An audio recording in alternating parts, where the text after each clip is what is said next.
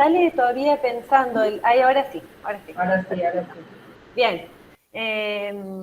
Bueno, hace unos momentos me presentó Florencia, yo soy Mirna Martínez, me desempeño como docente en la Facultad de Ciencias Médicas, la carrera de la licenciatura en obstetricia, de la Facultad de Ciencias Médicas de la Universidad Nacional del Litoral, y me desempeño en mi profesión como licenciada en obstetricia.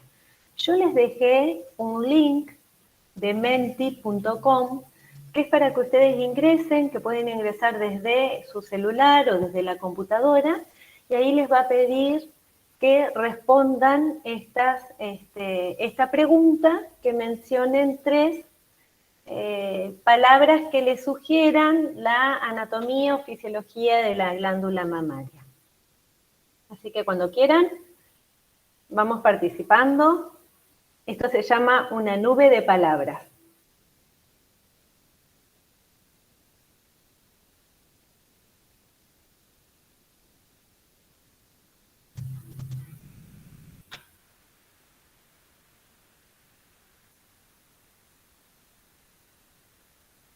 Pueden ingresar.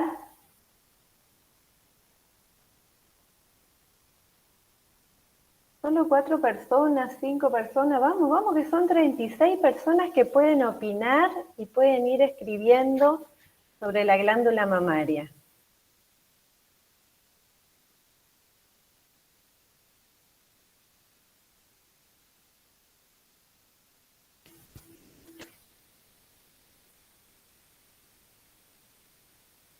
Lo que se les ocurra, de función, de hormonas, de anatomía, de fisiología.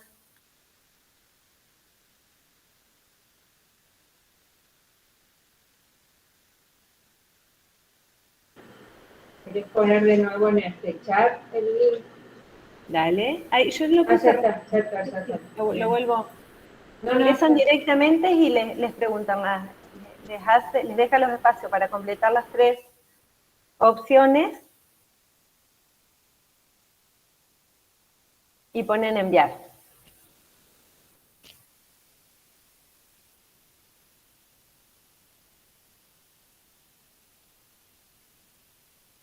En el chat no, lo tienen que colocar en el formulario de Menti.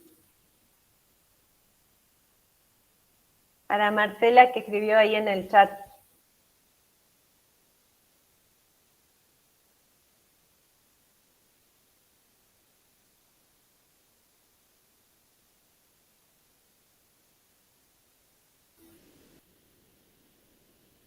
Bueno, perfecto. A ver. Ahí siguen haciendo una clasificación. Karina, acá yo puse un link de menti.com donde accedes y respondes estas preguntas que se hacen de la glándula mamaria. Mencione 3 palabras que describan la glándula mamaria.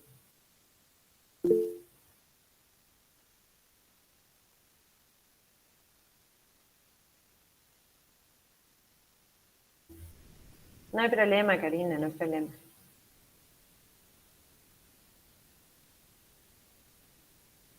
A ver si alguien pone algo de las hormonas.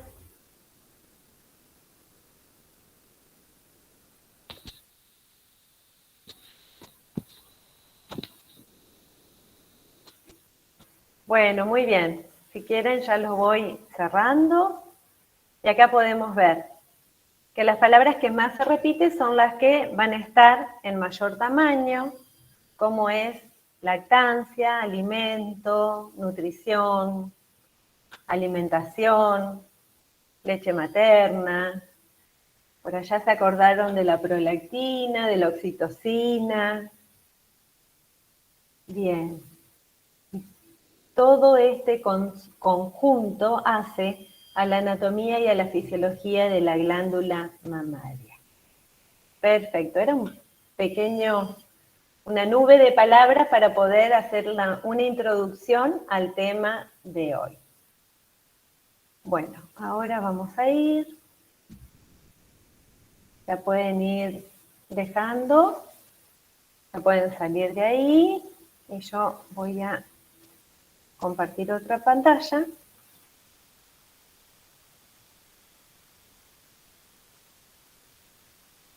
Y vamos a ir a la presentación en PowerPoint.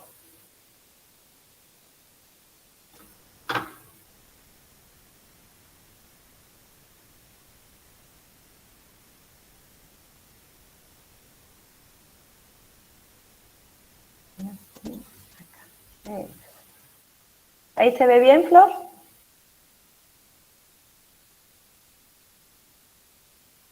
Flor. Se ve todos tus powers. Tenés que elegir uno ahí. Bueno, a ver. Se ve como la biblioteca de los documentos. Ajá. Vamos de nuevo.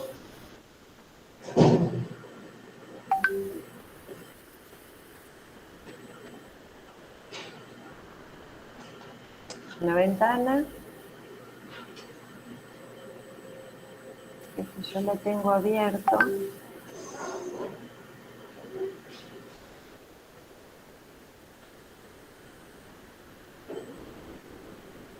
Ahora sí. Ahí está. Ahora lo vamos a ver. ¿Ahora sí? Ahora sí. Bueno, perfecto entonces. Te falta poner ver como una presentación.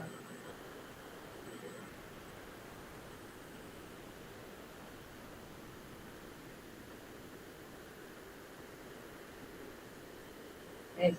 Ahí está. Ahora sí. Bueno, vamos a comenzar. Bueno, Perdón, Mirna, no lo tomó, así que anda pasando con el costado. Ah, bueno, a ver, acá. Con la diapo del costado. Sí. Ahora sí. ¿Ahora sí, Flor? No se ve modo presentación, se ve como cuando escribís el Power. Así que anda pasando con las diapositivas del costado. Ah, pero salgo de la presentación, Flor. Sí, porque nosotros no la vemos, se ve que por internet no sube.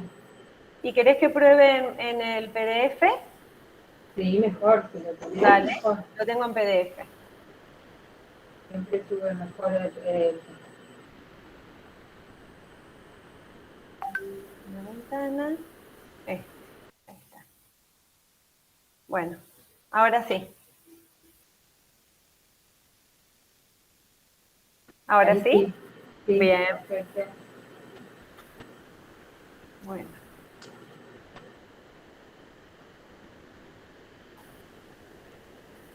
Ahí vamos. Ahora no me deja pasar acá. Ahí está, con la ruedita. Bueno, esta es la segunda clase del taller de alimentación infantil, buen comienzo para una vida saludable. Y lo que hice, si no me equivoco, es la tercera edición, ¿no es cierto, Flor? Virtual. Del taller. Sí, esa. Bien, perfecto. Entonces, lo que hice fue colocarles también el logo del Ministerio de Salud, haciendo referencia a la Semana de la Lactancia Materna, y el lema, que es proteger la lactancia materna, es una responsabilidad compartida. No me grababa. Ah, bueno. No. Andar link viejo. Resultó bien la intervención en grupo. No, me parece que tenés el micrófono abierto. Bien, entonces ahora vamos a ver la clase de hoy, el tema que nos convoca, que es anatomía y fisiología de la glándula mamaria. Yo esta presentación la dividí, podríamos decir, en tres partes. Por un lado la anatomía, por otro lado la fisiología y por otro lado las hormonas que intervienen en la producción y en la eyección de la leche humana, pero que no solamente las vamos a ver desde un aspecto fisiológico, sino que las implicancias que tienen tanto en esa madre como en la niña o el niño. Bueno, este PowerPoint de anatomía lo menciono acá al doctor José Ignacio Peretti, que es médico tocoginecólogo y jefe de trabajos prácticos del área de ginecología y obstetricia de la Facultad de Ciencias Médicas, quien, bueno, yo lo tomo prestado y le hago algunas modificaciones, así que es importante mencionarlo también a él. Bueno, es fundamental para comprender el proceso del amamantamiento conocer la anatomía y la fisiología. Esto nos va a permitir solucionar situaciones que por ahí se pueden presentar de crisis, la información va a producir también una tranquilidad y también trabajar sobre algunos mitos que se pueden presentar cuando esa mujer está amamantando, como por ejemplo que no tiene leche, que tiene poca leche, que su leche no es buena, que no es de calidad. Entonces es importante que conozcamos nosotros como profesionales de la salud el proceso de la anatomía y la fisiología de cómo se produce esa leche humana. Bueno, la glándula mamaria es un órgano que nos distingue del resto de los mamíferos y que asegura a través de esta leche humana un crecimiento y un desarrollo óptimo para esa niña y para ese niño, aún así en edades tempranas de desarrollo. En los casos, por ejemplo, que se pueden suscitar de partos prematuros, de partos de pretérmino y demás. Bueno, vamos a ver esta anatomía de la glándula mamaria. Quiero decirle también que la glándula mamaria se encuentra en una estructura anatómica que se la denomina mama, ¿sí? Está situada en ambos lados de la cara anterior y superior del tórax. O sea, la parte superior del tórax es la parte delantera y la parte posterior va a ser la parte de la espalda. Entonces, parte superior y cara anterior del tórax. Va desde la segunda a la sexta costilla y desde el borde externo del esternón hacia la línea media axilar. Bueno, tamaño y forma. El tamaño es expensas del tejido graso que tenga esa mujer. Cuanto más tejido graso, va a tener más volumen, va a tener también otra forma, pero no quiere decir que tenga más glándula mamaria. No es que a menor tejido graso, o sea, una mama más pequeña, no tenga producción de leche. La glándula mamaria, la estructura de la glándula mamaria es la misma en todas las mujeres, salvo que tenga algún tipo de patología. Pero si no es la misma en todas las mujeres. Y lo que le da la forma y el tamaño va a ser ese tejido graso. Va a variar la forma de esa glándula, de esos pechos, según la genética, la edad, la raza, la paridad, ¿sí? En una vida adulta, esa glándula pesa de 150 a 200 gramos y en la lactancia, durante la lactancia, se incrementa a 400, desde 400 a 500 gramos. Esto es importante también para que lo sepa porque hay un mito de que si la mama es chiquita no va a tener leche, no va a poder amamantar y estos tienen que explicar y tiene que quedar claro que solamente el aumento de tamaño lo da el tejido adiposo. Bueno, vamos a ver cómo es la estructura externa de esta mama. Bueno, tenemos la piel. En la piel tenemos la areola, que la areola es una zona pigmentada. Tenemos las glándulas de Montgomery y tenemos el pezón. La areola, lo que ustedes están viendo acá, esa zona más hiperpigmentada, tiene a su vez estas glándulas pequeñas esas que sobresalen de esa areola, que son esas glándulas de Montgomery, que lo que van a hacer, que son glándulas sebáceas, le van a dar lubricación a ese pezón. Y el pezón es una prominencia cilíndrica, como la estamos viendo acá, que tiene una piel rugosa. Vieron que la piel del resto de la mama es una piel lisa, la piel del pezón es rugosa, es pigmentada también, y puede variar el tamaño y la forma del pezón entre las mujeres. Pueden haber pezones grandes, pueden haber pezones pequeños, pueden haber pezones planos, o pueden haber pezones umbilicados o invertidos. Las fibras musculares de este pezón son fibras lisas de tipo circular, que lo que hacen es que al estímulo mecánico, o sea, al tocarlo, rozarlo o ante la succión, se origina la erección de ese pezón. ¿Vamos bien hasta acá? Bueno, que alguien me conteste. Sí. Perfecto. Sí. Como yo no los veo, esto pasa que parece que uno está hablando solo, pero bueno. Seguimos entonces. Tenemos distintos tipos de pezones.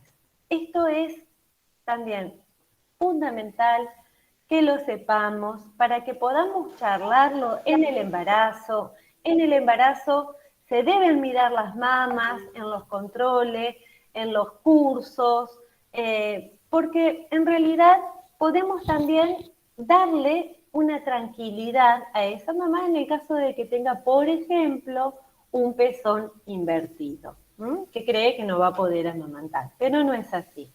Tenemos 3 tipos de pezones. Un pezón normal que se erecta y se mantiene vertido, o sea que salido hacia afuera, cuando se estimula.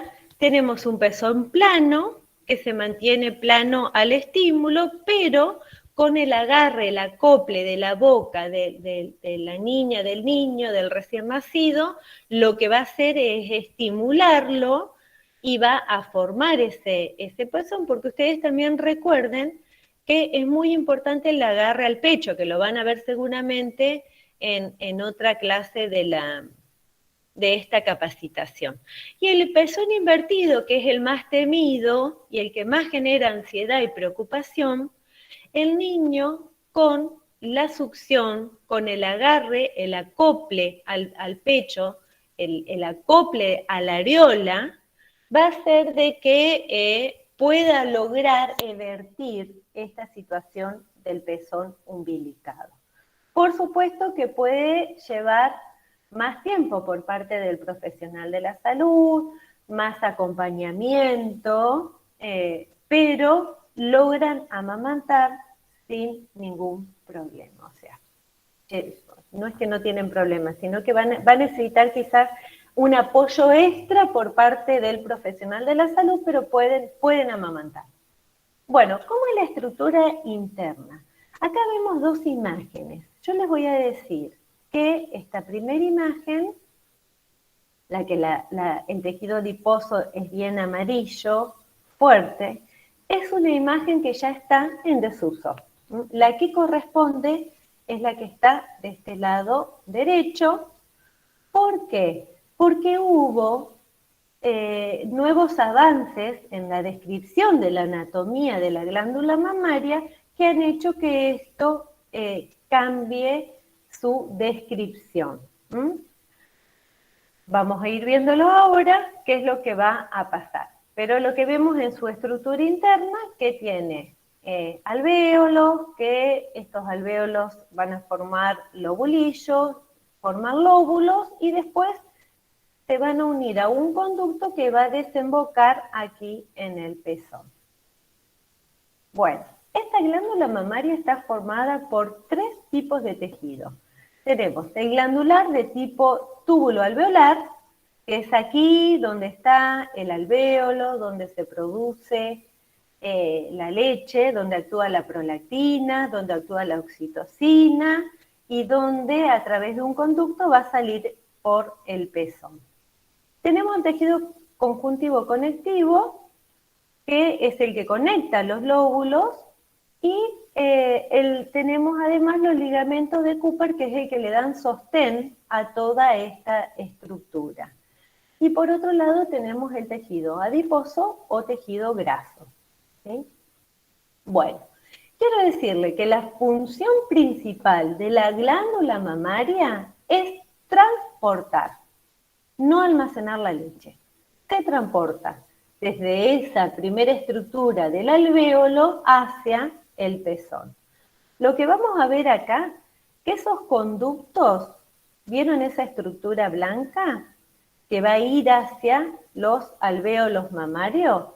La nueva descripción es que se ramifican cerca del pezón. Si ustedes vamos a ver, vieron que por detrás del pezón empieza enseguida toda esa ramificación que se une a los lóbulos mamarios. Si yo voy para atrás, fíjense acá a qué altura empezaba la ramificación, que había una distancia, ¿no? Bueno, vamos al tejido glandular. El tejido glandular se encuentra cerca del pezón, dentro de este radio de la areola. Las descripciones anteriores eran que estaban más atrás. Bueno, ahora vamos a ver qué es lo que pasa en estas estructuras de la glándula mamaria. Esta célula que vemos acá arriba es el alvéolo. Estos alvéolos agrupados van a formar entre 10 a 100 lobulillos. Acá. Estos van a ser los lobulillos. Como racimitos de uva. Estos lobulillos, a su vez, se van a unir y van a formar lóbulos, ¿sí? Que pueden haber entre 4 a 18 lóbulos en la glándula mamaria. Entonces, puede haber un promedio entre estos 4 y 18 lóbulos, puede haber un promedio de 9 lóbulos que tiene esa glándula mamaria. Ustedes acuérdense que cada una de esas uvitas que van a formar ese racimo va a ser este lóbulo, va a desembocar en el pezón y son todas células, alvéolos que producen leche. ¿Sí? Bueno, y acá tenemos lo que veíamos antes, en un momento que el tejido conjuntivo que yo les expliqué, que es el ligamento suspensorio de Cooper, o ligamento de Cooper simplemente, que es el que le va a dar soporte, que sale desde la zona del tejido subcutáneo hacia la glándula mamaria, ¿sí? Y le da ese sostén. Bueno, seguimos. El tejido graso, ¿se acuerdan que yo dije que el tejido graso es el que le daba la forma y el tamaño a la glándula, al pecho, a la mama en sí? Bueno, lo que vamos a ver acá es que el tejido mamario está subcutáneo, o sea, por debajo. El tejido, graso está por debajo de la piel, intraglandular, o sea que está entre todos esos lobulillos que forman esa glándula mamaria, está entremezclada y está retromamaria, o sea, hacia atrás de la glándula mamaria. Entonces, este tejido adiposo es muy difícil de separar de esta glándula, más que nada el que es intraglandular. Está ahí, formando parte de esa glándula mamaria. Acá lo vemos como la relación entre el tejido glandular y el graso va a ser 2 a 1. Tenemos más tejido glandular que tejido graso. Y eso lo vamos a explicar más adelante por qué sucede esto. Bueno, fíjense, ¿no? Acá les muestra más de cerca estos alvéolos que se formaron lobulillos, estos lobulillos que se formaron Al juntarse formaron los lóbulos, como esos racimos grandes de uva, y estos lóbulos desembocan con unos conductos que se llaman lactíferos, desembocan todos en el pezón. Bueno, ahora vamos a ver qué es lo que hay de nuevo en la descripción de la anatomía mamaria. Bueno, que los conductos se ramifican más cerca del pezón, ¿se acuerdan? Miren cómo en esta imagen vemos que recién después de unos 30 milímetros del pezón se ramificaban los conductos, y no es así, ¿no? Es así, están todos cerquitas ahí atrás del pezón. Por eso que es importante la posición, el agarre de la mano a la mama, para no, de alguna forma, aplastar estos conductos que hacen que llegue la leche más fácil hacia el pezón. Bueno, estos conductos que yo les dije que llegan hacia el pezón, antes se llamaban senos lactíferos. Esa descripción no existe más, se llaman conductos lactíferos, ¿sí? Lo que hacen es que tienen una medida que es aproximadamente de 1 a 4 milímetros, y que al pasar la leche se ensancha, y al ensancharse daba la idea, la imagen, que era como que si ahí se colectaba la leche. Pero no es así. Estos conductos solo transportan, no almacenan la leche en ese lugar. Bueno, que el tejido glandular está más cerca del pezón, que antes lo veíamos totalmente alejado, y que la grasa subcutánea es mínima en la zona por detrás del pezón. Si vemos otras de las imágenes, acá tenemos tejido adiposo, esto era que estaba todo mezclado y cerquita del pezón. Ahora ya vemos que no es así, que lo que hay atrás del pezón son los conductos lactíferos y el tejido glandular directamente.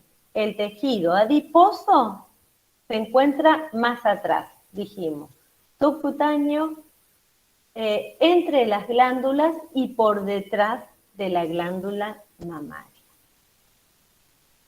Bueno, también tenemos ganglios linfáticos que van a ser los encargados de limpiar todos los desperdicios de esta glándula. Tiene una inervación, el pezón y la areola, que es de tipo sensitiva y simpática, y tenemos la red arterial y venosa, que son los que van a llevar los nutrientes a esos alvéolos mamarios para que, junto con las hormonas que les van a llevar, produzcan la leche humana. Es lo que le va a aportar los líquidos, los nutrientes y todas las hormonas. Entonces ahí tenemos las arterias mamarias internas, las axilares, las torácicas. Vieron que cuando en el embarazo suele toda esta red venosa, suele verse, es como que se hace más prominente. Entonces ahí nos damos cuenta cómo aumenta también la actividad de esta glándula. Bueno, ¿qué va a pasar en el embarazo y la lactancia? Va a haber un aumento del tejido adiposo, un aumento del tejido extracelular, que esto va a llevar a que haya una hiperplasia glandular. O sea, ¿qué significa? Aumenta el tejido glandular. Este aumento del tejido glandular lleva a una hipertrofia mamaria, aumenta en tamaño esa glándula mamaria. Y las glándulas de Montgomery, que estaban tranquilas, en reposo, fuera del embarazo, ahora en el embarazo empiezan a producir un líquido que es aceitoso. Recuerden que dijimos que la función era la lubricación del pezón, que va a hacer que los pezones se mantengan sanos, limpios, y además su función tiene que ver con atraer al niño hacia el pezón. Recuerden que en el nacimiento, en el pasaje por el canal de parto, aumentan en el cerebro del feto las catecolaminas, aumenta la oxitocina, y esto lo que hace es que despierte, active el bulbo olfatorio del recién nacido. Entonces se va a ver atraído por el olor que emiten las glándulas de Montgomery para que el niño o niña se pueda alimentar. Bueno, ¿hay alguna duda? ¿Quieren preguntar algo con respecto a la anatomía? Mirna, Sí. un poquito más rápido que estamos... ¿Atrasado? Bueno, vamos a la fisiología. Bueno, yo quiero decirles que todas las hormonas que intervienen en el embarazo van a hacer que se desencadene y se estimule la secreción de leche. Fíjense que actúa la progesterona, los estrógenos, el lactógeno placentario, y acá lo que vemos en estas imágenes es lo que dijimos antes, la hipertrofia y la hiperplasia. O sea, acá tenemos la hiperplasia fuera del embarazo, como luego en el embarazo se produce esta hiperplasia, esta hipertrofia de la glándula mamaria. Aumenta para prepararse para la lactancia. Entonces, ¿cómo va a ser este circuito de estimulación para que las hormonas puedan preparar esa leche humana? Para que puedan actuar. Primeramente, lo que va a suceder 48 horas antes del nacimiento, entre 24 y 48 horas antes, es que los estrógenos, la progesterona y los estrógenos, la progesterona va a bajar, el estrógeno va a aumentar, y esto va a hacer que aumente la prolactina. No solamente aumenta la prolactina, sino que también se inicia la liberación de la oxitocina. Entonces, esta liberación a nivel central va a dar lugar a un trabajo de parto. O sea, que cuando las cosas se suceden en el nacimiento de forma natural, 24 48 horas antes, ya la glándula se está preparando para el momento que ese niño va a recibir esa primera leche. Entonces, con la succión, de manera correcta y frecuente, lo que va a suceder es que se va a estimular, porque la succión es un reflejo neuroendocrino. Lo que hace es que se estimule, esta estimulación va a generar impulsos sensoriales que van a ir desde el pezón, acá, por la médula espinal, y van a llegar a las neuronas secretorias que van a actuar en el hipotálamo. Del hipotálamo manda la respuesta hacia la hipófisis anterior y posterior, que van a ser las que se segreguen desde ahí la oxitocina y la prolactina. La prolactina es la que estimula la producción de leche, y la oxitocina es la hormona que estimula la expulsión, la eyección de la leche. Bueno, entonces, como vimos acá, era succión, va el estímulo hacia el cerebro. En el cerebro tenemos en el hipotálamo, en la pituitaria anterior, la prolactina, que es la hormona que va a actuar sobre las células alveolares y que va a producir esa secreción láctea. Y en la pituitaria anterior o en la hipófisis anterior va a actuar la oxitocina, que se segrega, va a ir a las células mioepiteliales para producir el reflejo de eyección. La unidad funcional de la glándula mamaria es el alvéolo, ¿sí?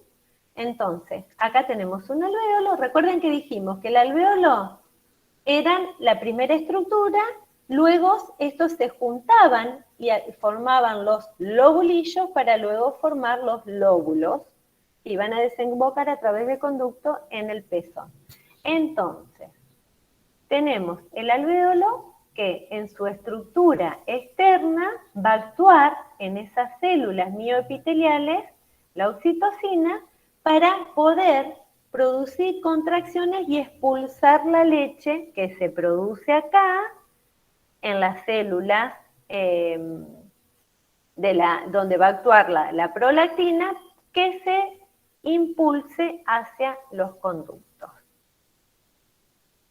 Entonces vemos cómo toda la sangre de la red vascular va a traer las hormonas, va a traer los nutrientes, va a actuar sobre estos alvéolos en las células mioepiteliales, en las células alveolares que producen la leche, las mioepiteliales eyectan la leche, se produce la leche acá adentro, la leche humana, y sale por el conducto hacia el pezón.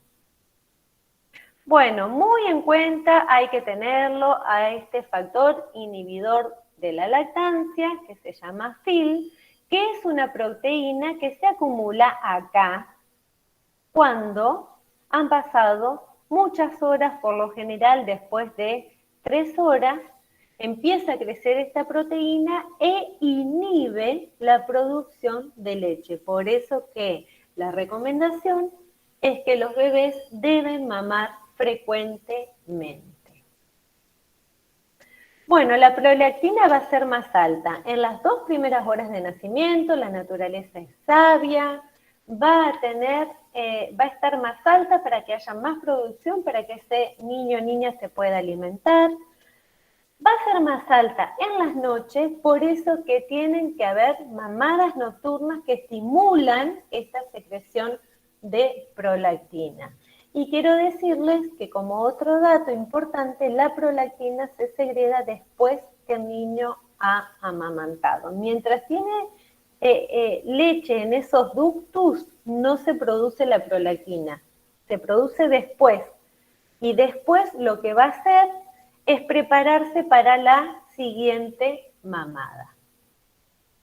Bueno, las neurohormonas cerebrales que van a actuar en el embarazo y la lactancia, tanto la prolactina como la oxitocina, no solamente están para producir y eyectar leche, sino que estas hormonas actúan en el bulbo olfatorio del recién nacido y actúan en el cerebro de la madre para que tenga conductas maternales después del parto, ¿sí? Los cambios cerebrales que se dan hacen que son neuroquímicos, morfológicos, funcionales, lo que van a hacer es garantizar la crianza y la supervivencia de este recién nacido, ¿no? A través de ese vínculo, o sea que van a estimular el apego, el vínculo, la empatía, el contacto precoz. Todo esto hace que esa mujer pueda segregar esas hormonas que ayudan a el vínculo con esa cría, con esa niña, con ese niño.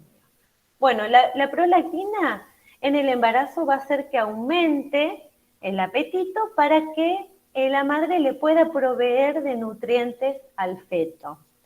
Y también para que haya un almacenamiento de grasa para la lactancia. Recuerden que la grasa que se acumule, se deposita alrededor de la pelvis, es la grasa que después se utiliza para el gasto energético que tiene la lactancia.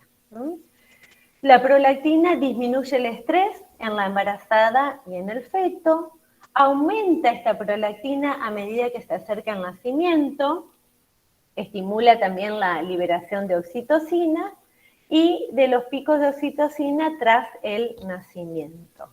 Aumenta en el posparto para proveer la producción de leche. Esa prolactina que aumentó 24-48 horas antes del nacimiento es la que ya se va a mantener alta durante toda la lactancia, ¿sí?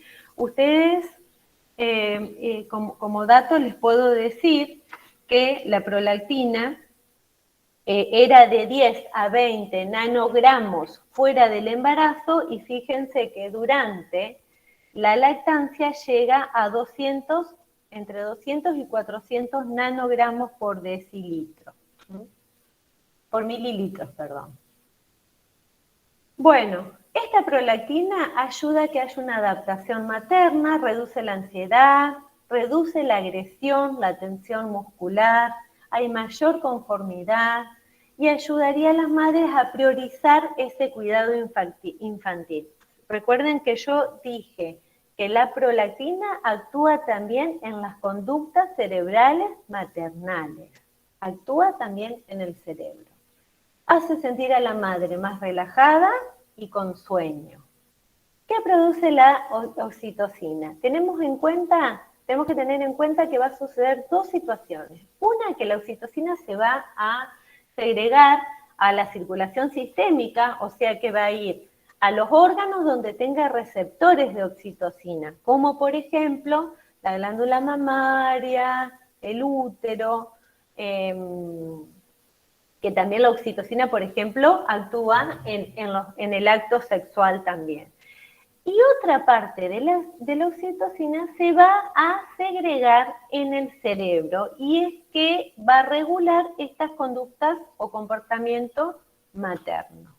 Entonces, favorece el inicio y el mantenimiento de las contracciones y la eyección láctea. Recuerden que saca la leche de esos alvéolos mamarios, prepara el cerebro fetal para resistir mejor al parto, y recuerden que yo también les dije que activa el bulbo olfatorio del recién nacido, y esta oxitocina que se segrega a nivel cerebral hace que esta mujer tenga una sensación de bienestar, de confianza, que tenga vivencias amorosas, que tenga una memoria social, incluso hasta vivencias místicas. Bueno, ¿cuáles son los signos del reflejo de la oxitocina? Las contracciones uterinas, o sea, el bebé está mamando, está siendo amamantando y la mujer siente contracciones, siente los famosos entuertos. Una sed repentina, está dado por niveles altos de oxitocina, puede sentir una sensación de apretón o pinchazos en los pechos, o hay mujeres que no sienten nada, sin embargo, el reflejo de oxitocina está perfecto. ¿Cómo puede ser inhibida temporalmente la oxitocina? Yo quiero darles como dato que la producción de leche no se afecta. Lo que se afecta es la salida de la leche de ese alvéolo mamario. Entonces siempre va a haber producción. Cuando dicen no tengo leche, no, me quedé sin leche, no, la producción está. Lo que no está es el reflejo de oxitocina. Entonces puede ser inhibida porque haya mucho dolor, por fisuras en el pezón, por las suturas de la cesárea, la herida de la cesárea, o por las episiotomías. Puede ser inhibida también porque tenga estrés, tengas muchas dudas, vergüenza, ansiedad, y puede ser inhibida también por el consumo de nicotina y de alcohol. Bueno, ¿cómo vamos a hacer para que esta inhibición de la oxitocina podamos revertirla? Podemos hacerle masajes en la espalda a esa madre, a la altura del corpiño, un buen masaje durante unos minutos hace que ayude a esa liberación de oxitocina, ¿sí? Otra, darle confianza, que sienta que lo mira su bebé, que establezca un vínculo visual, que este vínculo visual ayuda a la eyección de la leche, a la liberación de la oxitocina, que pueda darle de amamantar en posiciones cómodas, relajadas, que se extraiga un poco de leche para que vea que le salga y le dé más confianza, y manteniéndolo también, otra de las maneras, es poner su bebé en el pecho, piel con piel, para que el bebé sienta el olor, para que ella se sienta más relajada, más tranquila, porque su olor, el mirarlo, el tocarlo, le va a dar más confianza. Bueno, mujeres que tienen niveles altos de oxitocina van a tener más conductas maternales y sincronizan y sintonizan mejor con su bebé. Es importante que haya estos niveles de oxitocina porque hace que se incremente el vínculo entre la madre y el niño. Bueno, hemos finalizado. Muchas gracias, Mirna. A ver si Lucre, dejé de compartir. preparando. Mientras le No hacen la sé, pregunta. vos, Flor, te pregunto, ¿hacemos el Kahoot o no?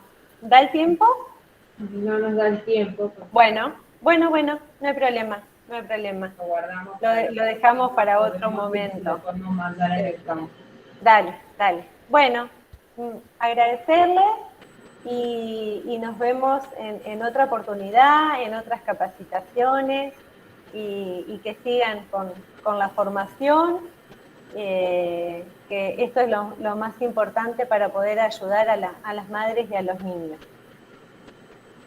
Bueno, gracias a ustedes. Gracias, Mirna. Lucre, ¿estás por ahí? Acá hay una pregunta.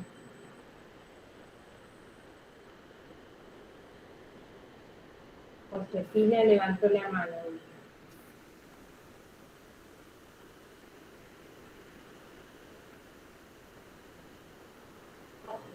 Capaz que fue sin querer. Acá dicen que en una fue su hijo. Ah, bueno. Perdón, fue mi hijo. Ajá. Bueno. Bueno, Lucre. Bueno, nos vemos. Gracias, Mirna. Chao. Florencia levantó la mano.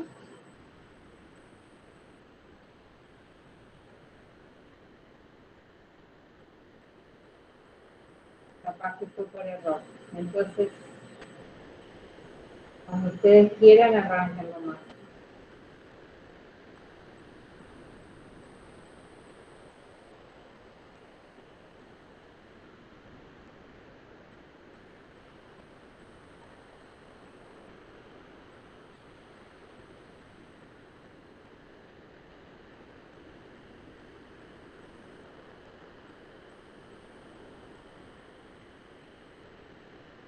Bueno, ahora va a hablar Lucrecia Francia y Lorena Minojo, que son pediatras neonatólogas del Hospital Cuyen. Van a hablar sobre la fisiología del recién nacido en su primera etapa.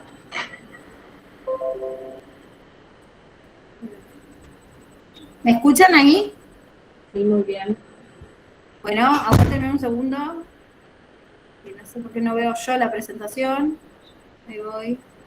Acá se ven. Ustedes la ven bien. Sí, yo.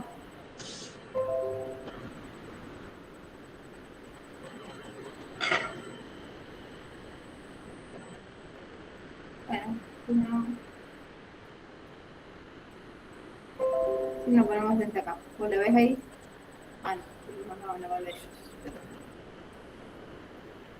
Yo no entiendo nada. Pero la pucha.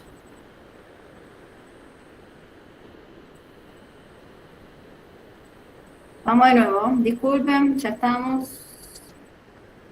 Ventana. Compartir. Ahí está. Ahí, si la ven de nuevo, ahí estamos. Hola. ¿La ven?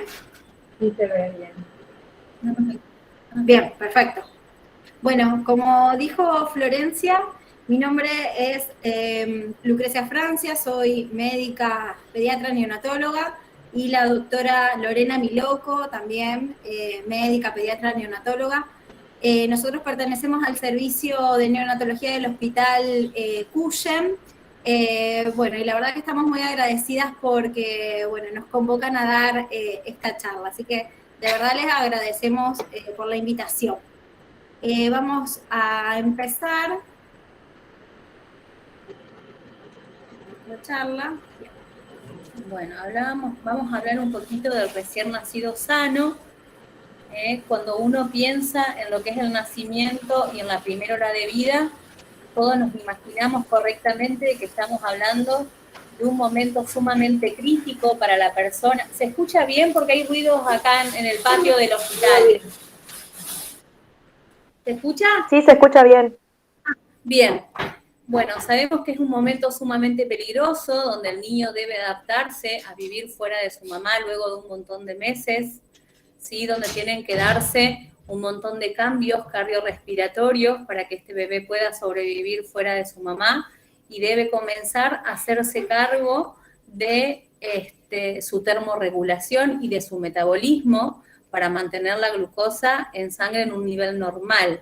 Esto sería un primer momento luego del nacimiento, entre el nacimiento y la vida del bebé, que es un momento de transición, donde el niño es el total protagonista de su nacer, ¿no es cierto? Luego viene un segundo momento crítico, que es un poquito más allá, no están en el momento del nacimiento inmediato, donde el niño comienza con su alimentación y con esto de empezar a relacionarse con el mundo que lo rodea, ¿no es cierto? Con sus papás, con su mamá principalmente, pero con todo aquel que quiera acompañarlo. Igualmente, hasta nosotros siempre respetar este momento de intimidad entre la mamá y su bebé, ¿sí? Tratar de intervenir lo menos posible.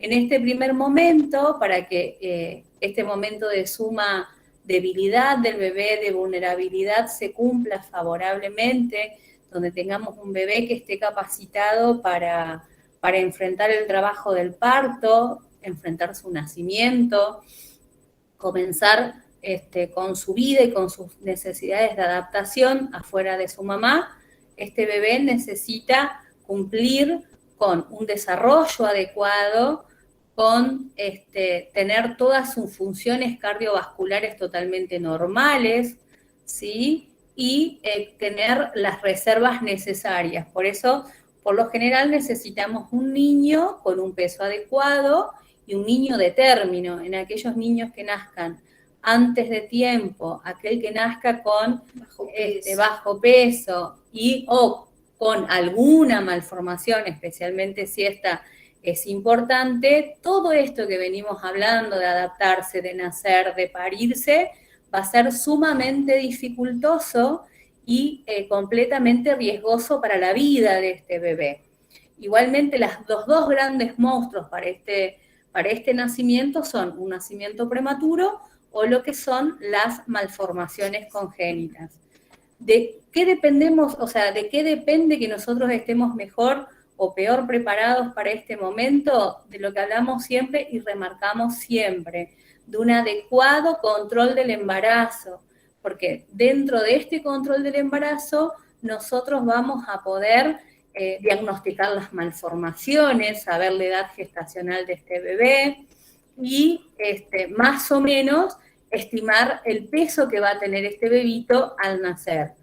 De acuerdo a esto, a los datos que nos brindan los obstetras, nosotros vamos a poder diferenciar a los bebés en aquellos de alto riesgo o aquellos de bajo riesgo, ¿no es cierto? Entonces, por eso es importante resaltar que esta actividad debe ser conjunta, o sea, gran parte de lo que nosotros nos va a permitir prevenir, recibir adecuadamente ese bebé y hacer, quizás no prevenir una malformación, pero que este niño nazca en el lugar más adecuado o nazca con el personal más adecuado para recibirlo, vamos a depender de este control de embarazo, que haciendo un paréntesis con el tema de la pandemia y todo, estos controles del embarazo se han hecho más dificultosos y tenemos una gran cantidad de embarazos sin control o con los controles totalmente inadecuados, por ahí escasos, al principio. Con resultados de laboratorios que no, bueno, que por ahí se han solicitado y se han realizado, pero no tienen los resultados las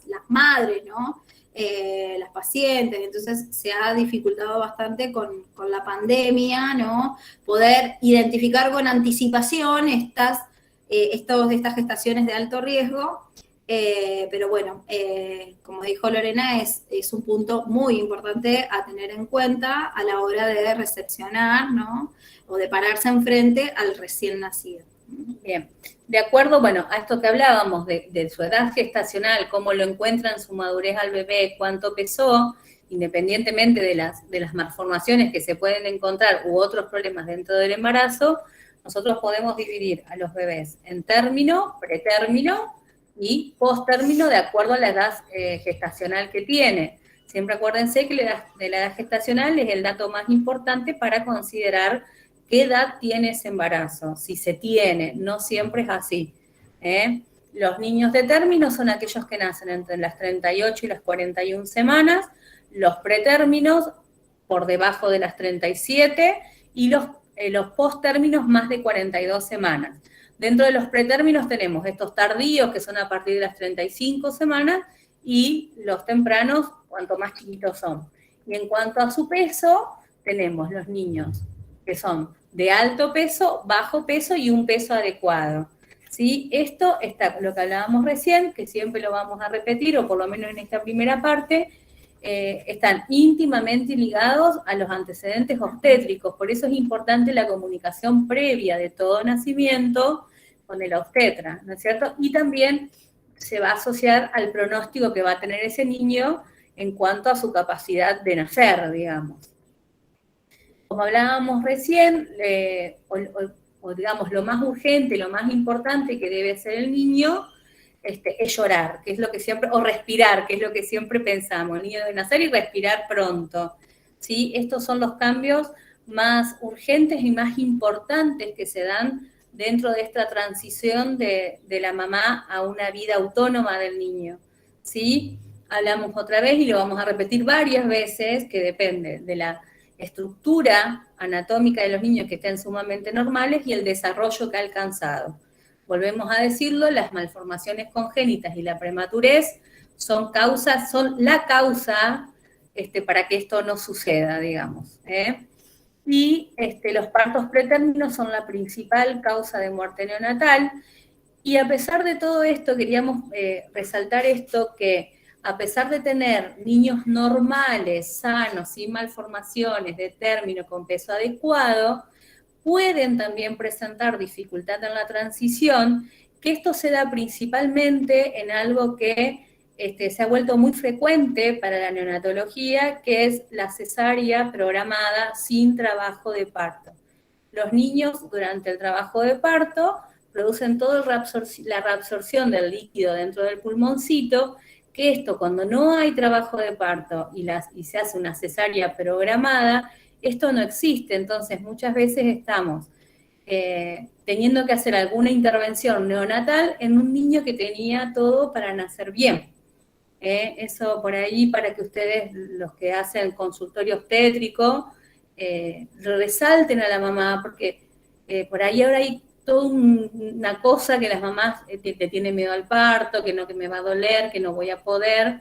Por ahí tratar de, hasta el último momento, si no se puede, bueno, pero reforzar el tema de la importancia del parto para los bebés también. Sí, también para la madre, sin lugar a dudas, el parto es lo fisiológico, ¿no es cierto? Y la recuperación de un parto a un nacimiento por cesárea es totalmente distinta, ¿no? No solamente para el bebé, Sí, sino también influye, como probablemente ya lo han mencionado, en la bajada de la leche, en el vínculo, ¿no? En la prendida al pecho. Hay algunos factores que pueden por ahí retrasar, dependiendo cada lugar y cada institución, ¿no? Pero bueno, son factores a considerar y que también deberían de influir a la hora de tomar la decisión, ¿no? de hacer una cesárea, por ejemplo, una intervención quirúrgica. Bueno, otra cosa importante que se produce durante el nacimiento y que tiene gran importancia en la adaptación cardiorrespiratoria es el tema de la termorregulación que debe comenzar a cumplir el niño. Muchas veces cuando esto falla, la adaptación del nene a vivir fuera de su mamá se ve bastante complicada. Hay que tener en cuenta que este niño se ve enfrentado a una temperatura distinta a la suya, distinta a la de su mamá, asociado a que la superficie corporal del bebé es muy grande con respecto a su peso, ¿sí? Y tiene una piel que es muy finita y húmeda, Por lo tanto, el niño se enfría con mucha facilidad. El bebé corre riesgo de enfriarse rápido. Por eso se ha visto que el tema del contacto piel a piel que se hacía antes, cuando los niños nacían en su casa, se ponía enseguida sobre su mamá, eso lo ayuda muchísimo, favorece la lactancia, favorece la adaptación cardiorrespiratoria, y eso es totalmente cierto. A veces tenemos bebitos que se quejan cuando nacen, ya sea por cesárea o por parto, y uno los pone, si se puede, obviamente, no es un niño con una dificultad respiratoria marcada, los pone un ratito sobre su mamá y mejoran la respiración en minutos. Eso es sorprendente. Y también favorece la regulación de la glucemia, ¿no es cierto? Dentro de esto juega total importancia el tema de adaptar el lugar hacia el recién nacido y no solo a los adultos que tenemos mucho calor. Hay que tener en cuenta que la sala de parto tiene que estar a por lo menos 24 a 26 grados, la recepción por lo menos a 36. O sea, estamos hablando de lugares que hace mucho calor y en verano se complica un poquito más. Pero bueno, pensar en que el bebé necesita un lugar que esté acorde, ¿sí?, a su temperatura y a que no pierda calor para que no falle la transición y esta adaptación cardiorrespiratoria. El tema de las vestimentas inadecuadas, por ahí se ve que en verano traen poquita ropa y las primeras 12 horas los niños se deben abrigar igual, ¿sí?, principalmente su cabeza, que representa la principal parte de su cuerpo que pierde calor. Son solamente 12 horas, después se puede vestir o se debe vestir al niño como su mamá, pero es muy importante en esas primeras horas y principalmente en el momento del nacimiento abrigarlos un poco para que no pierdan calor. Bueno, el tema de los pretérminos, los retardos del crecimiento por las escasas reservas, ¿sí?, son muy flaquitos, no tienen la grasa parda, no producen calor, y en este caso de los pretérminos y los de bajo peso, el hecho de que con frecuencia producen hipoglucemia, y la hipoglucemia se asocia frecuentemente a la hipotermia, ¿no es cierto? Lo mismo que la infección neonatal, se manifiesta muchas veces con una temperatura baja de los niños.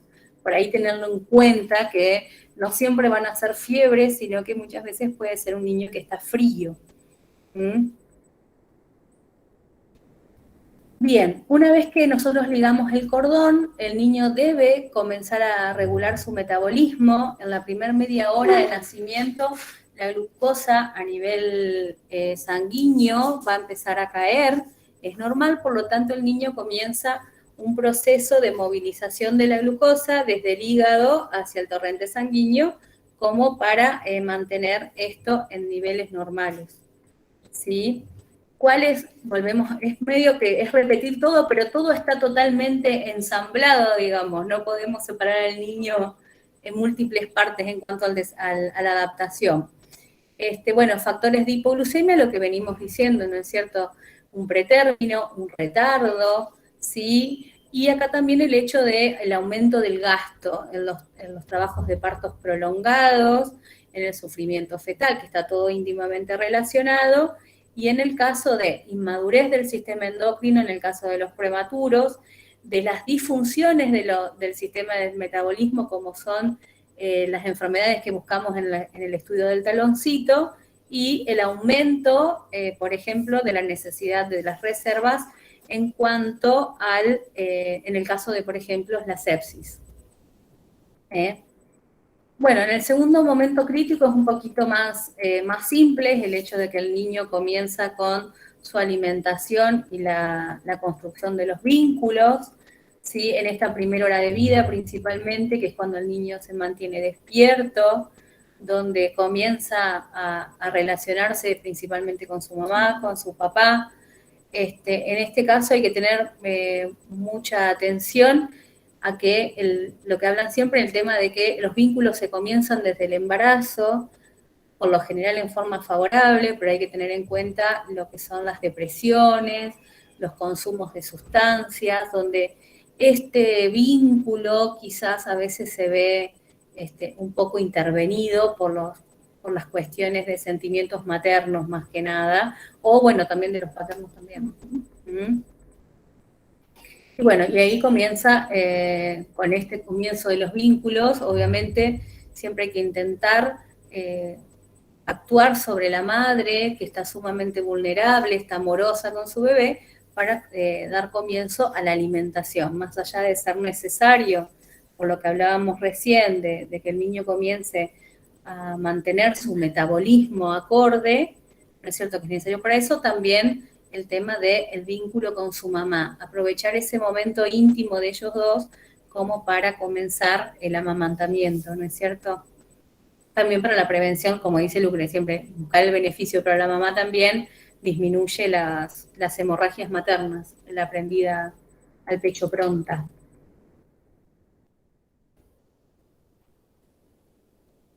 Bien, como hablábamos de esta primera hora, que es lo que por lo general se denomina hora de oro, ¿sí? Son los primeros, hablando un poquito de cómo transcurren los días del recién nacido, los 2 o 3 primeros días, inmediatamente posterior al parto, los primeros 60, hora y media más o menos, es lo que hablábamos recién. El niño va a estar despierto, va a estar activo, va a mirar a su mamá, va a tener ganas de que lo toquen. Vamos a aprovechar para comenzar con la lactancia, por esto que el niño está bien despierto, después de esta hora y media, es sumamente costoso prender un niño, los niños se quedan dormidos, este es un problema por ahí que vemos en las cesáreas, que a veces tardan, o por lo menos en nuestro hospital, que tardan en subir las mamás, la maternidad está por encima del quirófano, tardan en subir y pasan mucho tiempo en la neo esperando que las mamás suban, y a veces comenzar a aprenderlo y desaprovechar esta primera hora de vida, después cuesta muchísimo despertarlos y comenzar con esta lactancia. También es muy importante que las mamás y la familia conozcan, ¿no?, la importancia de esta hora de oro, y que es en el momento, si bien muchas de las mamás en general suelen estar muy cansadas después del parto o dormidas después de la cesárea, pero bueno, realmente es muy importante que el niño se aproveche este tiempo para prenderlo al pecho, porque como dijo Lorena, después se pasa a otro periodo, ¿sí?, que es el periodo de adaptación y descanso, y es el tiempo en el cual el niño, sí, se va a quedar dormido, se va a dormir. En general, sabemos que los recién nacidos que nacen por parto vaginal, este periodo de descanso se va a extender durante el primer día de vida, ¿sí?, porque el niño ha gastado mucha energía, ¿no?, para salir a través del canal de parto, y es un poquito más corto, en el caso de las cesáreas, sin trabajo de parto. Durante este periodo el bebé va a dormir, ¿sí?, puede despertarse y mirar, pero no va a prestar, digamos, atención, va a demandar poco, va a tener poco interés, por el mundo que lo rodea y también en el amamantamiento, ¿no? Va a estar acostado. El 95% el 95% de los niños tiene su primera deposición, ¿sí?, antes de las 48 horas de vida, y 1 de cada 10 recién nacidos puede, ¿sí?, no tener diuresis, es decir, orina, en las primeras 24 horas de vida. Cosa que eso es algo muy importante porque siempre le recalcamos a las mamás que se fijen, ¿no?, si han tenido su primera deposición, que se llama meconio, que es de color negra, ¿no?, y que presten atención también a si ha tenido, digamos, producción de orina.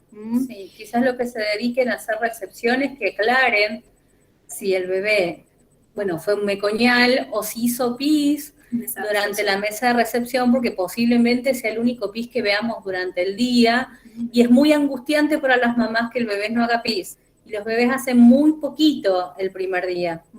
Bien. Conocer también que el bebé recién nacido puede, en este periodo puede tener regurgitaciones o pequeños vómitos. Solemos pasar por la maternidad y el primer día de vida, nos dicen esto, ¿no? Le sale una espumita por la boca, ha hecho una náusea, ha tenido una náusea, explicarle que eso es esperable, ¿no? Bien. Y después viene el tercer periodo, que nuevamente se denomina periodo de búsqueda, porque es cuando el bebito ya duerme menos, presta más atención, demanda más, ¿no? De estar prendido al pecho. Es cuando el momento en el cual la mamá nos dice, quiere estar todo el tiempo prendido al pecho, ya no sé qué hacer, estoy bueno, muy cansada, sí. suele pasar que nos dicen eso, ¿no? Y bueno, creo que es el momento más crítico donde uno más tiene que apoyar. Creo que ya lo habíamos mencionado en el curso anterior, pero creo que realmente es así. Es un momento crítico para la madre, porque la madre sigue muy cansada, está angustiada porque está muchas veces lejos de su familia, lejos de su hogar, y es el momento en el cual uno ve que, bueno, la madre empieza por ahí a demandar, digamos, más esto, bueno, pone en duda la lactancia, sí, en realidad, ¿no? Claro, me sale poco, me sale esta agüita, estoy muy cansada, estuvo toda la noche prendido al pecho. Realmente creo que es el periodo más crítico, ¿no? En donde uno tiene que estar constantemente acompañando a la mamá, ¿sí? Bien. Las deposiciones, como dijimos, van a ser meconiales, van a ser negras, verdes y amarillas, le decimos a la mamá. La diuresis va a seguir siendo escasa, pueden eliminar uratos, muchas mamás a veces se confunden y dicen, ay, tiene un poquito de sangre. Bueno, explicar qué son los uratos, ¿sí? Y el recién nacido va a utilizar sus reservas en esta etapa, ¿sí? Pero a la vez puede perder peso, pierde peso. Es una de las cosas que también angustia a las madres cuando por ahí uno lo pesa antes del egreso de la maternidad y han descendido de peso. Y bueno, explicar que esto es algo fisiológico, que es algo normal, ¿sí?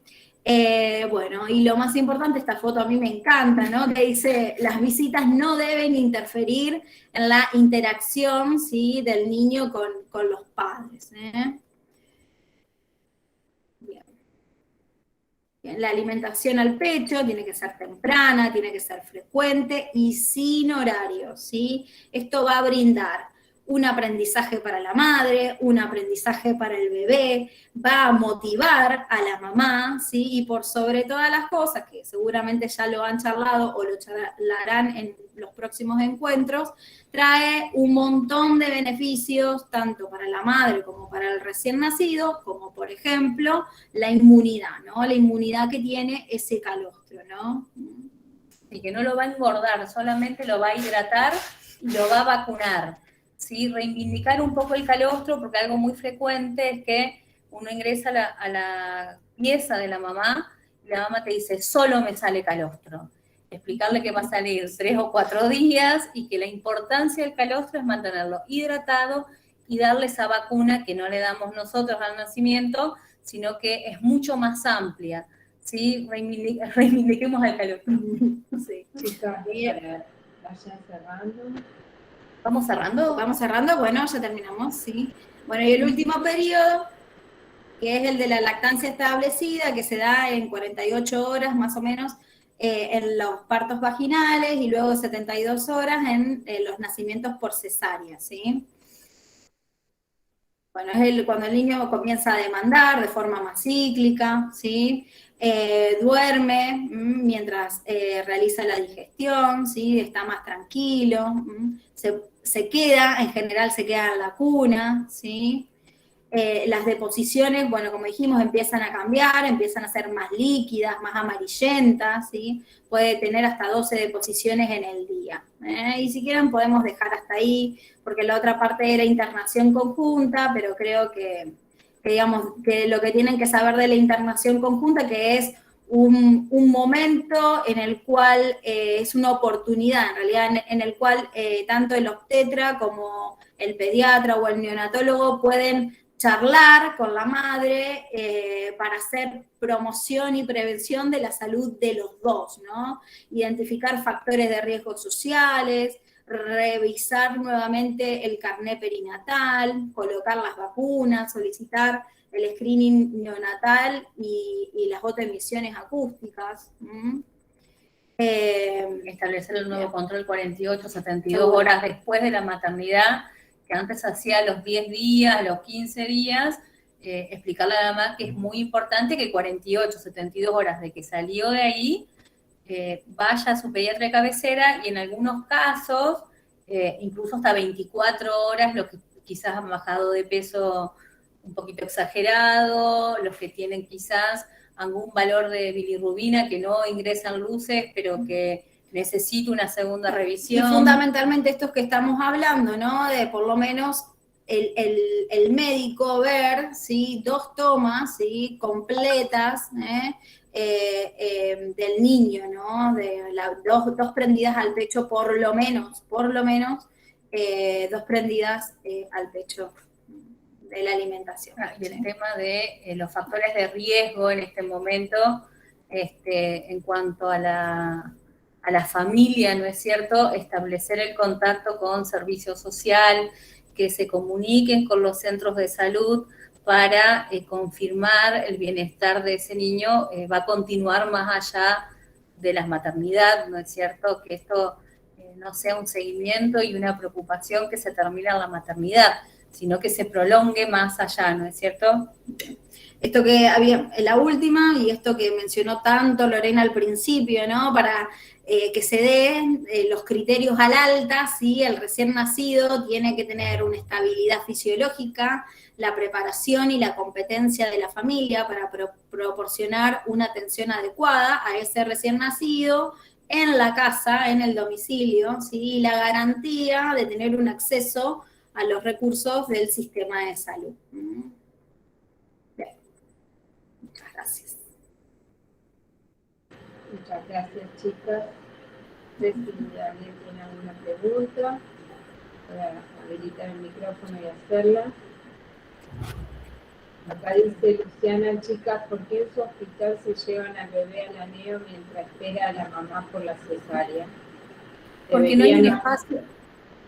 Sí. ¿Por qué no traemos a la incubadora al bebé? Perdón. Bueno, no entendí bien, pero a ver, nosotros traemos los bebés, más que nada, lo de los partos no, lo de los partos se suelen quedar con la mamá inmediatamente después del nacimiento o con el familiar que esté acompañando a la mamá en el momento del nacimiento, ¿no? En el momento del parto. Pero en el caso de las cesáreas, sí, muchas veces el familiar todavía no está en la habitación acompañando, y menos ahora en pandemia, ¿no es cierto? Es mucho más difícil, pero no tenemos al familiar disponible para que esté en la habitación con la designada, digamos, para ese recién nacido, y tenemos muchas demoras entre la finalización de la cesárea y después la llevada, digamos, de la mujer, de la madre a la habitación.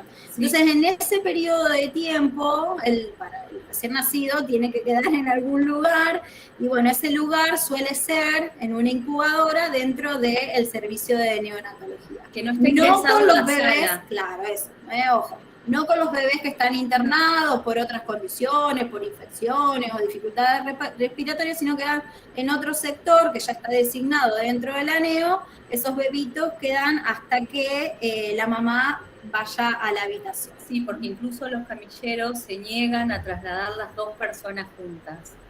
Eso es algo que en algún momento se viene charlando, pero que no logramos concretar, el tema de que poder trasladar del quirófano hacia la pieza la mamá con el bebé sobre ella. Por una cuestión legal se niegan a hacerlo. Bien, no sé si hay otra pregunta.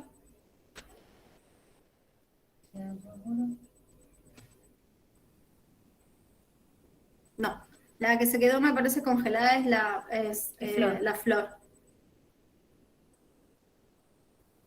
Bueno. Bueno, cualquier cosa, Florencia tiene nuestros correos, si queda alguna duda, ella nos informará y la contestaremos por correo electrónico. Bueno, muchas gracias por su tiempo.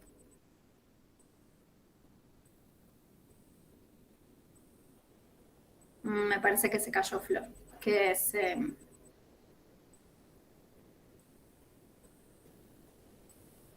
desconectó. No, es que le debe andar, viste que puso y que le andaba mal internet en la dirección.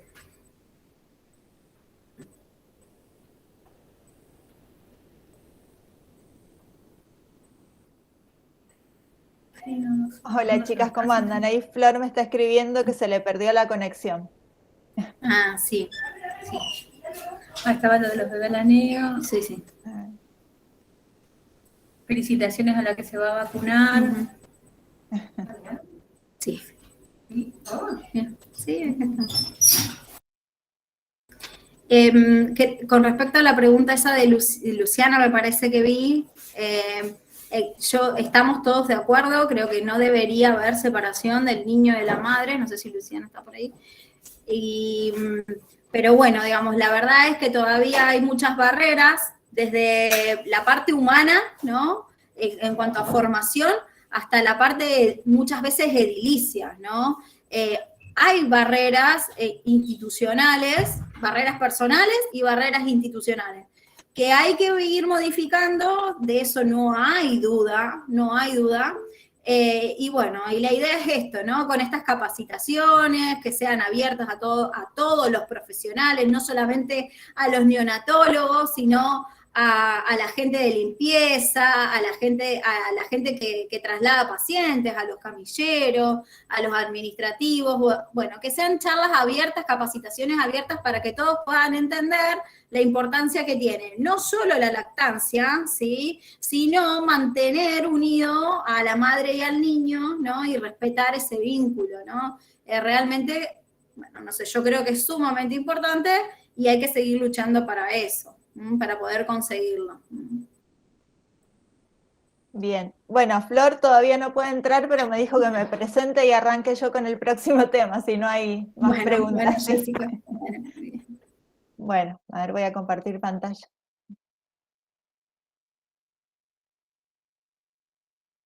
Bueno, el tema que me toca a mí es leche humana y desarrollo cerebral.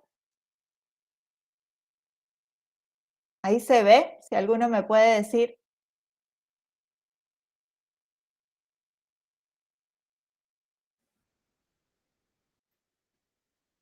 ¿Se ve bien? ¿Sí? Sí, se ve. Perfecto. Bueno, vamos a ver un poco de generalidades de lo que es nutrición y neurodesarrollo, evidencia científica sobre leche humana y neurodesarrollo respecto a sus componentes y evidencia publicada, y las conclusiones. Como generalidades, entonces, sabemos que el uso de leche humana tiene que ser una prioridad, que la leche humana tiene una acción dual, porque por un lado es una fuente de nutrientes que va a permitir que el niño crezca, y por otro lado aporta una gran cantidad de componentes bioactivos, es el inmunonutriente más potente, y decimos que es un simbiótico y cronobiótico porque va a ir cambiando esta composición de la leche humana a lo largo de la lactancia, a lo largo del día, a lo largo de la mamada. La leche humana tiene un montón de beneficios, algunos de los que tienen más publicaciones son fortalecer el sistema inmunitario, permite un crecimiento y desarrollo saludable, puede prevenir el sobrepeso y la obesidad, prevención de infecciones gastrointestinales y respiratorias, también hay alguna evidencia sobre disminución del riesgo de leucemia infantil, se asocia a menor riesgo de muerte súbita del lactante, prevención de enfermedades alérgicas como asma, dermatitis, eczema, y lo que vamos a ver es efectos positivos sobre el desarrollo cognitivo y neuronal.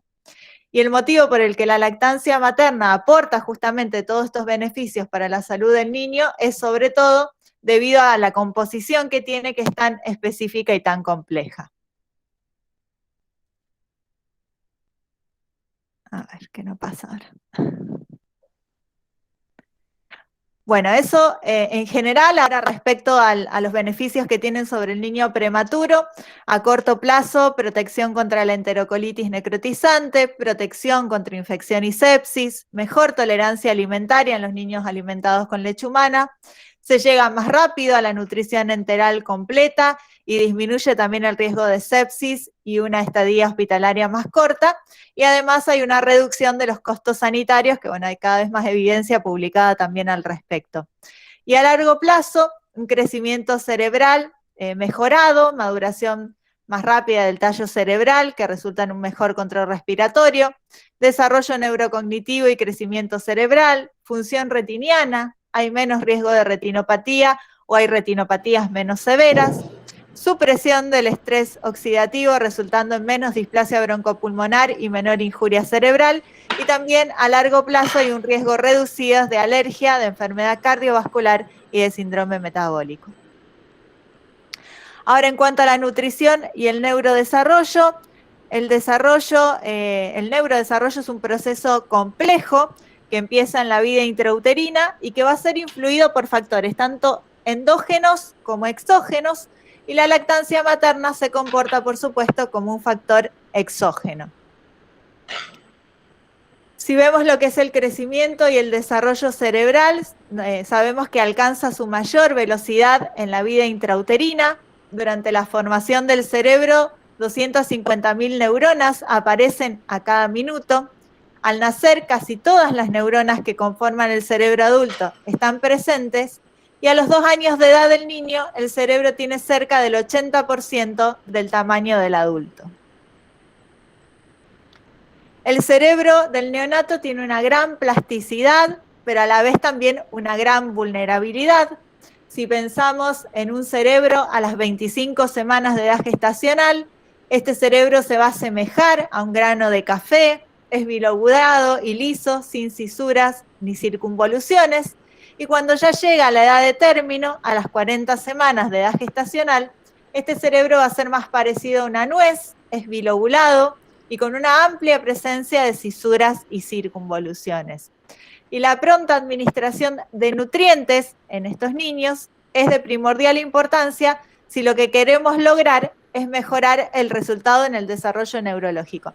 Y esto es sumamente importante, sobre todo en el prematuro, porque sabemos que, por supuesto, nacen antes de las 40 semanas de gestación, por lo tanto, ese cerebro que tienen todavía no tiene la cantidad de cisuras y circunvoluciones que se necesitan para tener un cerebro adecuado. ¿Qué principios básicos hay respecto a los nutrientes y desarrollo cerebral? Los efectos de los nutrientes en el desarrollo neurológico se van a basar, por un lado, en la secuencia temporal de su administración, es decir, en qué momento. ¿Sí? ¿Vos estás pasando las diapositivas? ¿Sí? ¿No se ve? No, no se ve, no se están pasando. Ay, a ver. Fíjate, Jessy. Qué raro. PDF? No, pero acá me aparece como que estoy compartiendo. A ver. Sí, es por internet a veces. Que no alcanza a subir el Power. A ver, voy de nuevo.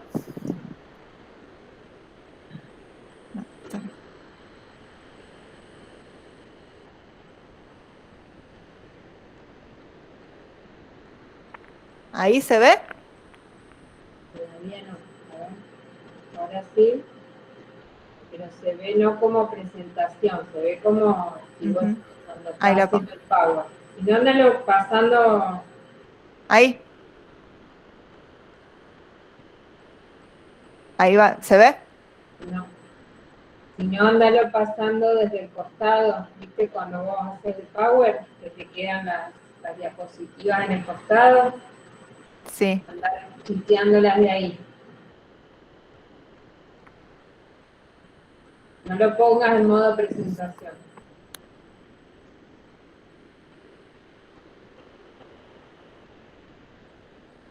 Bueno, ahí.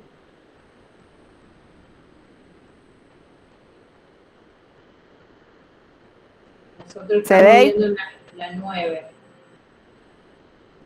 Como la 9. No, la No. 12, perdón. Ah, la 12. Estamos viendo la 12. Bien, sí, está bien. Entonces, los efectos de los nutrientes en el desarrollo neurológico se van a basar, por un lado, en la secuencia temporal de su administración, es decir, en qué momento lo estoy administrando, y por otro, en la dosis y en la duración en la que voy a estar administrando ese nutriente. Los nutrientes pueden afectar tanto la anatomía de las neuronas, inhibiendo su proliferación, es decir, la cantidad de neuronas, o su diferenciación, que es la complejidad de las neuronas. Las deficiencias, sobre todo de proteínas, de energía, de hierro, de zinc y de ácidos grasos poliinsaturados de cadena larga, van a ser los que afectan sobre todo la anatomía.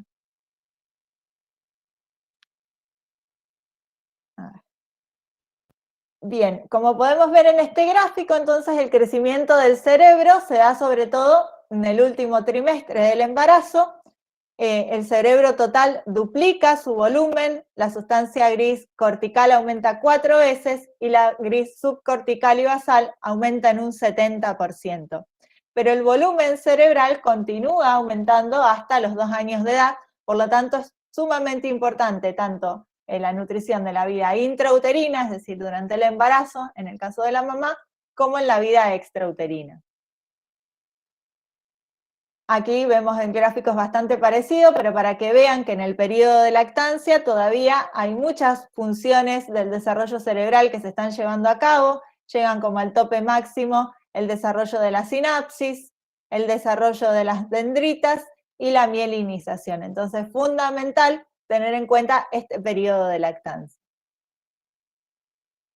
Aquí vemos lo que les dije anteriormente también, la importancia de la vida intrauterina como la vida extrauterina, porque la mielinización, la sinaptogénesis y la apoptosis continúan hasta los 2 años de edad o más, pero digo que es sumamente importante el desarrollo cerebral durante estos primeros 2 años de vida. Aquí podemos ver de modo de ejemplo cómo también es tan vulnerable este cerebro humano. Aquí podemos ver conexiones sinápticas en un niño desnutrido, en este primer dibujito, y en el segundo en un niño eutrófico, ambos de 6 semanas de vida. Y aquí también el tamaño y las circunvoluciones de un cerebro normal y uno afectado por un síndrome alcohólico fetal, ambos a los 6 meses de edad. Aquí en este dibujo se ve también lo que les dije antes con el ejemplo de la nuez y del grano del café. A las 30 semanas el primer cerebro y a las 40 semanas fíjense cómo las cisuras y las circunvoluciones son totalmente diferentes. ¿Qué nutrientes son necesarios para el crecimiento de un cerebro sano? Bueno, los macronutrientes, las proteínas, las grasas específicas como los ácidos grasos poliinsaturados de cadena larga y la glucosa, que sabemos que es el principal combustible del cerebro. Como micronutrientes son importantes el hierro, el zinc, el cobre y el yodo, y respecto a vitaminas y cofactores, el folato, la colina, la vitamina A, la vitamina C, la vitamina B6 y sobre todo la vitamina B12, que sabemos que es fundamental también para el desarrollo cerebral.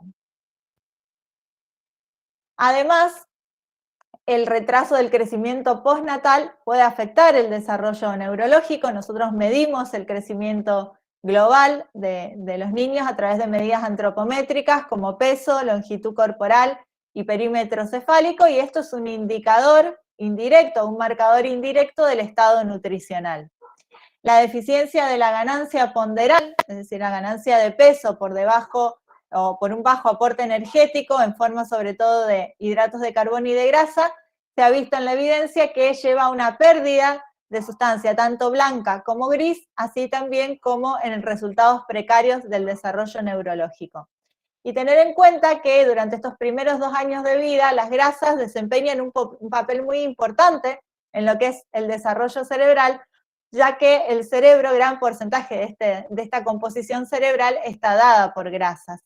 Las grasas son necesarias para la síntesis de mielina, la formación de sinaptosomas y la fluidez de la membrana celular, por lo tanto, bueno, es fundamental que se aporte la cantidad de grasas adecuada durante los primeros 2 años de vida.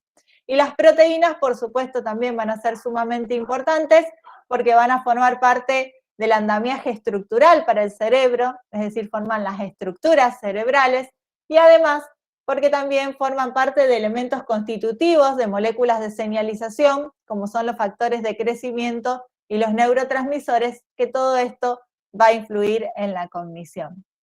Hay también cada vez más evidencia de que la masa libre de grasa, es decir, la masa magra, y el índice de crecimiento lineal, es decir, cuánto crecen en longitud corporal, están totalmente relacionados al neurodesarrollo. Antes creíamos que solo lo mostraba, digamos, el crecimiento del perímetro cefálico, y sabemos que también el crecimiento lineal durante el primer año de vida tiene una relación totalmente directa con el desarrollo cognitivo y del lenguaje en la vida posterior. ¿Qué evidencia científica hay sobre lactancia materna y neurodesarrollo?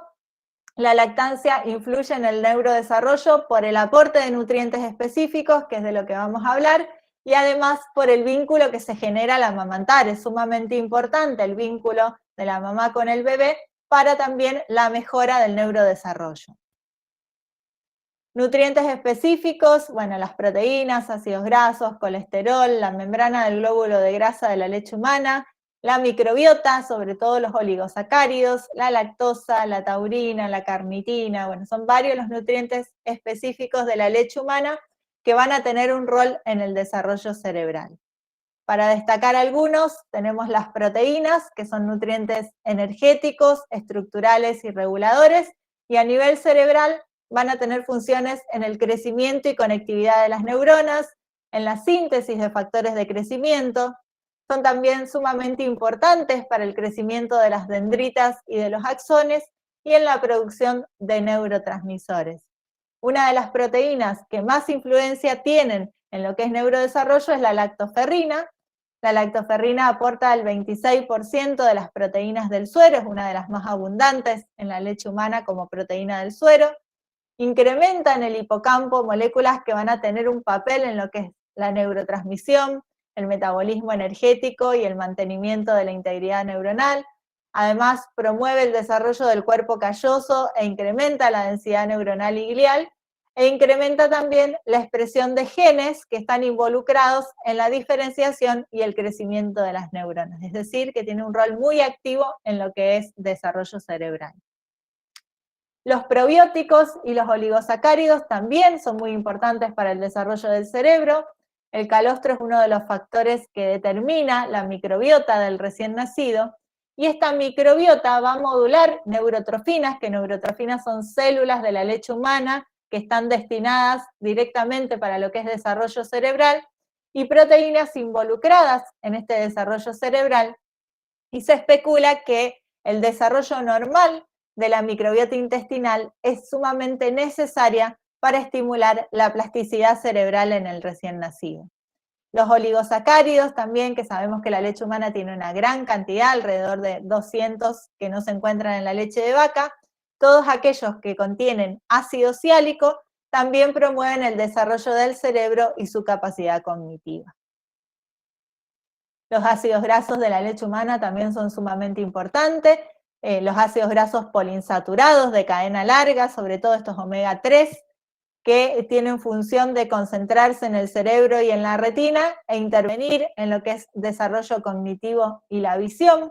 Los ácidos grasos son uno de los pocos nutrientes que dependen la calidad de estos ácidos grasos de la ingesta materna, es decir, que debemos tener muy en cuenta esto de aportar en la mamá lactante una cantidad adecuada de omega 3, de DHA sobre todo, para que aparezca en la leche y intervenga en este desarrollo cognitivo.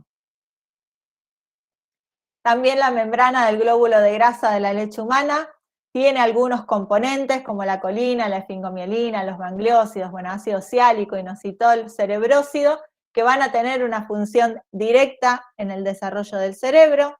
Voy pasando rapidito porque sé que tenemos poco tiempo.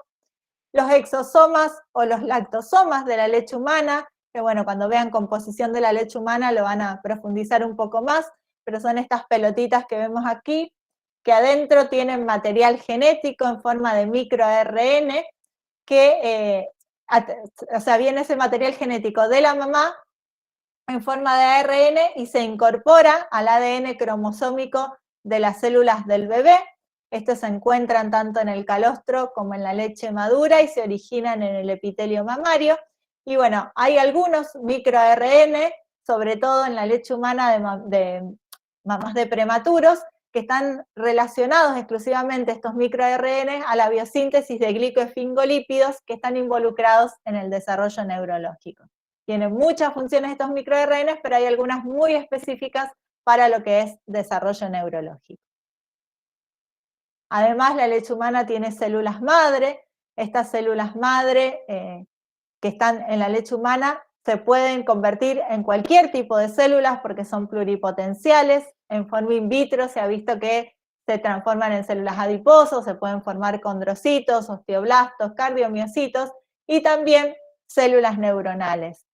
Estas células neuronales van a atravesar la barrera hematoencefálica y se van a incorporar justamente, o estas células madres, digamos, se van a incorporar a toda lo que es la estructura cerebral, logrando una reparación y regeneración de los tejidos si es necesario. La leche humana tiene entre 10.000 y 13 millones de células madre por mililitro y vamos a encontrar más cantidad en el calostro que en la leche madura. Estas células madre sobreviven al intestino del recién nacido, atraviesan la barrera intestinal y van a pasar a la circulación sistémica integrándose a los diferentes órganos, contribuyendo justamente a los que les decía, que es la homeostasis y la reparación o regeneración tisular. En este caso, a nivel cerebral, cuando hablamos de las células neuronales. También tiene factores de crecimiento específicos, la leche humana, para desarrollo cerebral, como es el factor neurotrófico derivado del cerebro, la neurotrofina, el S100B, hay un factor neurotrófico también derivado de células glial, y factor de crecimiento derivado de plaqueta. Cada uno de estos factores va a tener una función específica también en lo que es desarrollo cerebral. Todos estos factores se encuentran sobre todo en más cantidad en el calostro, por eso es fundamental, como decían las chicas, que se empiece a valorar muchísimo el calostro, porque esto después en la leche madura se encuentra pero en menos cantidad y el impacto por supuesto que no va a ser el mismo. Otros componentes de la leche humana que están relacionadas con el desarrollo cerebral es la lactosa, la taurina, la carnitina, bueno, el hierro, el colesterol, el triptófano y la colina, que también van a tener específicamente una función dentro de lo que es desarrollo cerebral. Después les podemos pasar el PDF para que lo lean más tranquilas y sepan cuál es la función de cada una. Y en cuanto a la evidencia científica, de estudios publicados sobre neurodesarrollo y lactancia materna, lo que fui haciendo es exponer solamente la conclusión de algunos de los estudios, como para que conozcan que hay publicado. Están las referencias bibliográficas abajo. Si quieren leer cada uno de los estudios completos, lo pueden hacer si les interesa.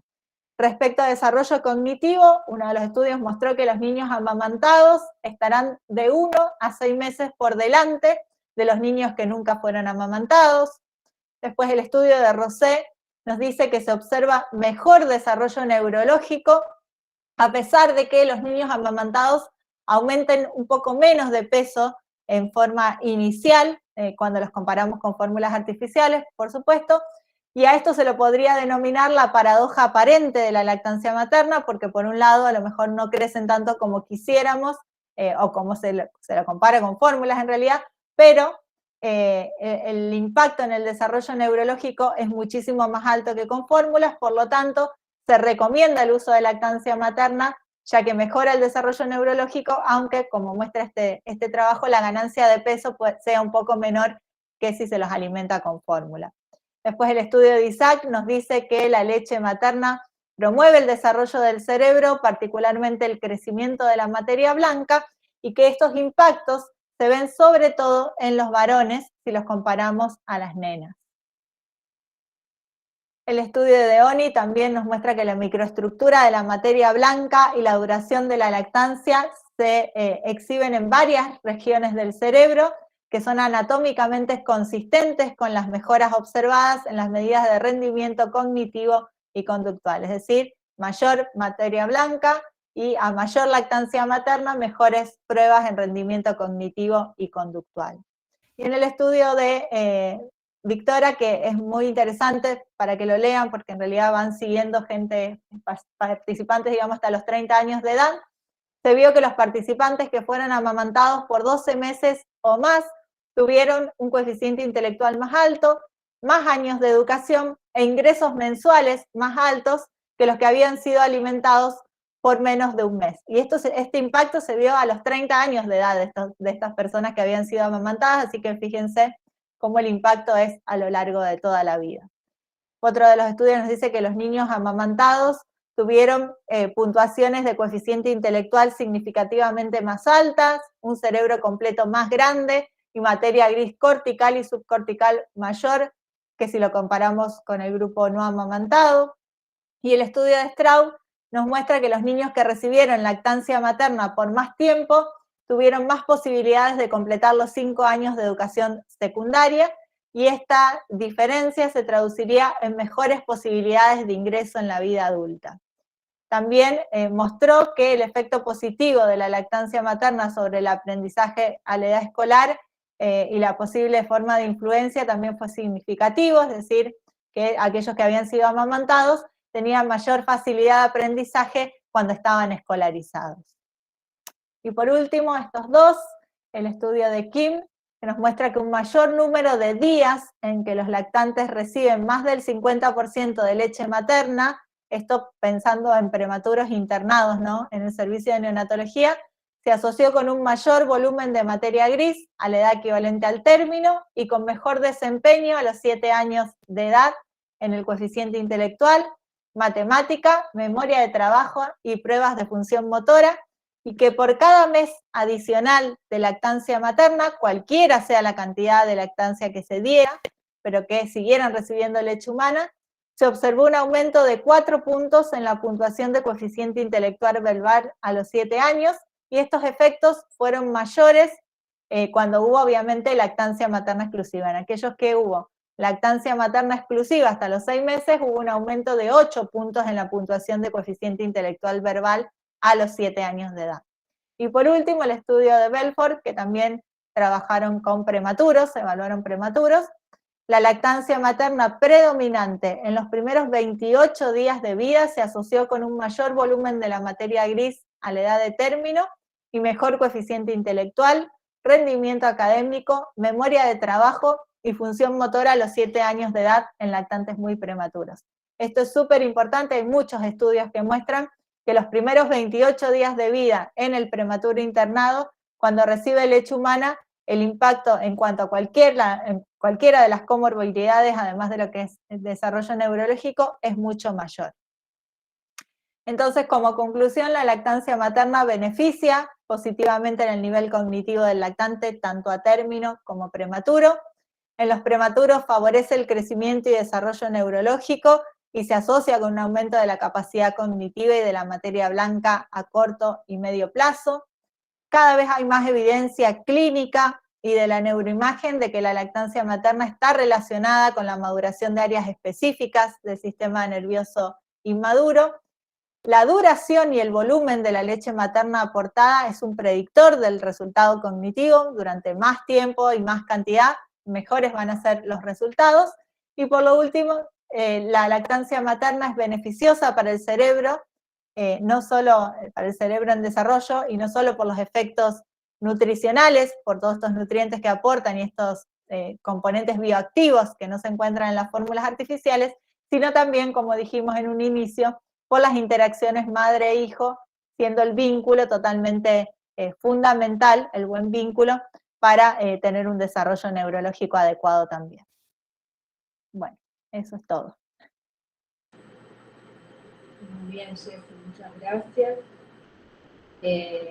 Acá nos preguntan si van a estar los PowerPoint, van a estar, como explicamos al inicio del curso, todas las clases subidas en el campus virtual a partir de mañana. ¿Alguna otra pregunta?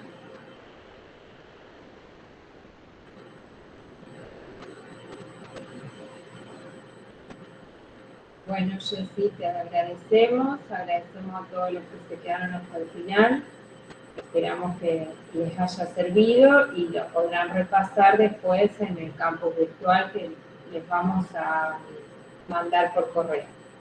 Muchas gracias. Bueno, nos vemos.